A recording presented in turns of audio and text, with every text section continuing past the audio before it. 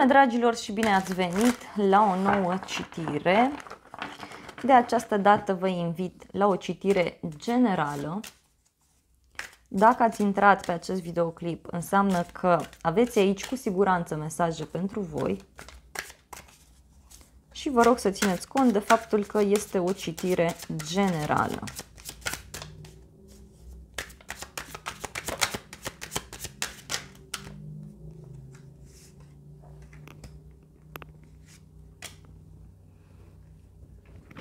Văd o schimbare mare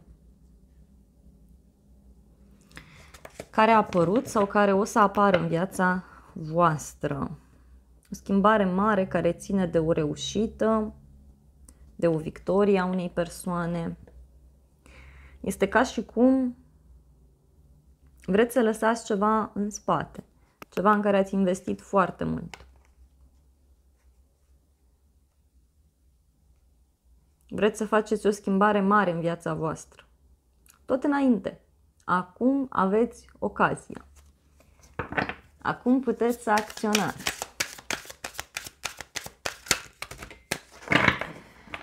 Ok, voi lua toate cărțile în considerare.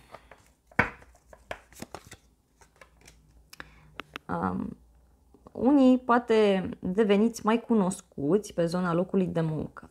În alte cazuri văd o împăcare, o revedere cu o persoană dragă vouă care vă poate aduce foarte mult succes, vă poate aduce foarte multă bucurie. O împăcare. Cunoașteți pe cineva.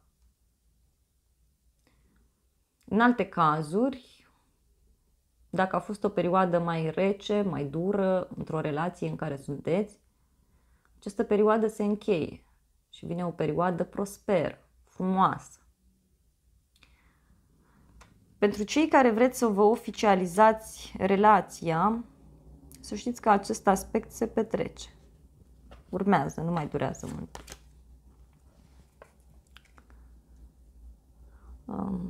Posibil unii să auziți de niște persoane care se simt dezamăgite de această decizie sau persoane care nu au o părere bună despre această oficializare. Parcă îi lăsați pe ceilalți blocați. În alte cazuri puteți primi o veste pe care o așteptați de mult timp și care, pe de o parte, nu vă place, tocmai pentru că vă pune într-o situație în care să vedeți lucrurile dintr-o altă perspectivă, să le vedeți într-un mod diferit.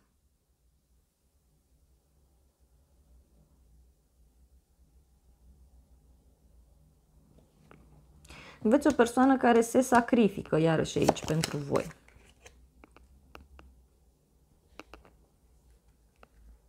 Unii este posibil să doriți să vă mai izolați, să doriți să vedeți lucrurile dintr-o altă perspectivă. Nu știu, parcă e ceva ce nu vă place, care ține de un drum, de o schimbare, de o mutare. Și parcă trebuie să vă revizuiți. Ați făcut aici schimbarea, dar trebuie să mai revizuiți ceva, să mai reanalizați ceva, că încă nu este suficient. Încercați să cereți părerea unei persoane care este ori mai în vârstă, ori o persoană cu o experiență mai mare de viață. Cineva care este specialist sau specialistă pe un anumit domeniu. Dar cineva care face lucrurile într-un mod diferit, pentru că voi de asta aveți nevoie. De o altfel de părere.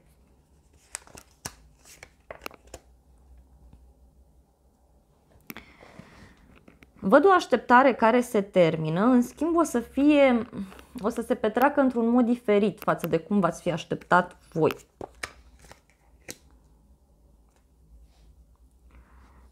Unii e ca și cum avansați la locul de muncă sau găsiți un loc de muncă, cei care își căutați, cei care sunteți într-o relație, parcă o faceți publică, să faceți ceva diferit. Este foarte bine, în schimb trebuie să vă asumați, pentru că e ca și cum urcați pe o altă treaptă. mergeți într-o altă etapă, iar acolo trebuie să vă comportați diferit, trebuie să țineți cont că acolo este altă lume, sunt alte standarde, asupra cărora e bine să fiți mai orientați, mai deschiși.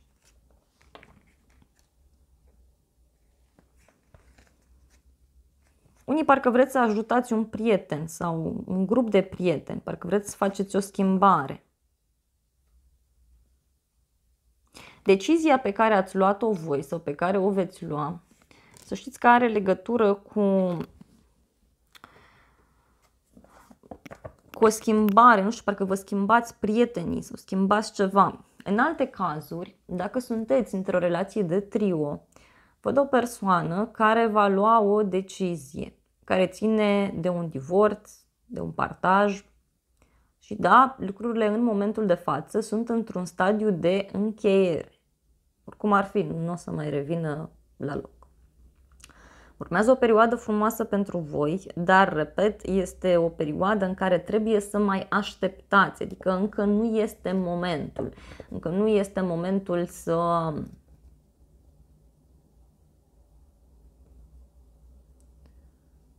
știu eu, să fiți și într-o perioadă stabilă. Parcă mai aveți de învățat ceva. Ori această persoană încă nu vrea ceva serios, nu vrea un angajament serios. Ori în alte cazuri vă dați seama că ceea ce se întâmplă nu este etic, nu este moral, nu este pentru inima voastră. Văd o persoană care suferă aici. Iarăși se vede foarte intens acest aspect. Cineva pleacă, cineva se mută, văd un drum pe care îl faceți în urma unei vești, dar e o veste de care vor mai ști și ceilalți și care, repet, are legătură cu o judecată, cu un divorț, cu o veste, cu un final, vă schimbați jobul, schimbați ceva anume în relația voastră. Și e vorba de un final karmic, nu știu, parcă voi sunteți privilegiați aici. În cadrul unei întâlniri văd aici că s-a luat o decizie sau se ia o decizie. Important.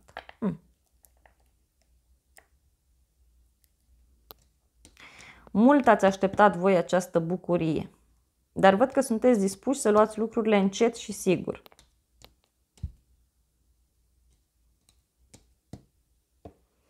O supărare sau o dezamăgire pe care o puteți avea din partea unui prieten sau din partea unui grup de oameni, dacă e vorba de o despărțire, auziți de o despărțire, nu neapărat voi, da? Că voi văd că sunteți bucuroși aici.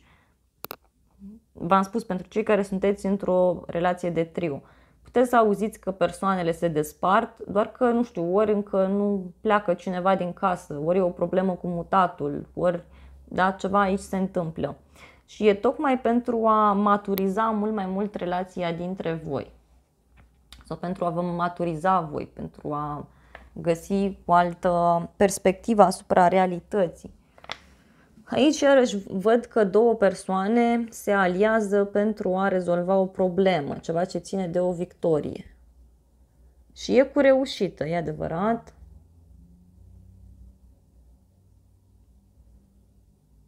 Văd că posibil unii să aveți de făcut un drum într-o zi, o săptămână, maxim o lună, care ține de locul de muncă și prin care ați putea să rezolvați o problemă, dar într-un mod stabil, într-un mod serios și gata, vi se încheie karma acolo.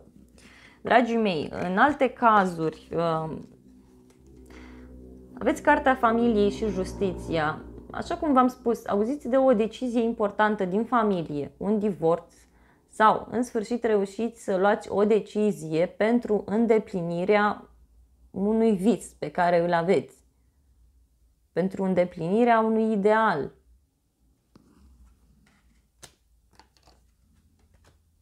Urmează o perioadă extrem de frumoasă pentru voi, dar în cadrul căreia trebuie să fiți deschiși la schimbări. Trebuie să fiți deschiși și să acceptați faptul că cineva va pleca, deci anumiți prieteni vor pleca din viața voastră sau voi veți alege să terminați toată această poveste. Sunt persoane cărora nu prea o să le convină, dar, repet, este ceva matur, asumat și ori poziția în care ajungeți în relație, ori poziția de la locul de muncă. O să dureze mult aici, este ceva extrem de stabil, dar care, repet, cere de la voi mult sacrificiu. Ori e mult de muncă, ori în relația respectivă e nevoie să mai lăsați și de la voi sau e nevoie să acționați într-un mod mai matur, mai diferit. Pentru cei singuri, să știți că apare cineva.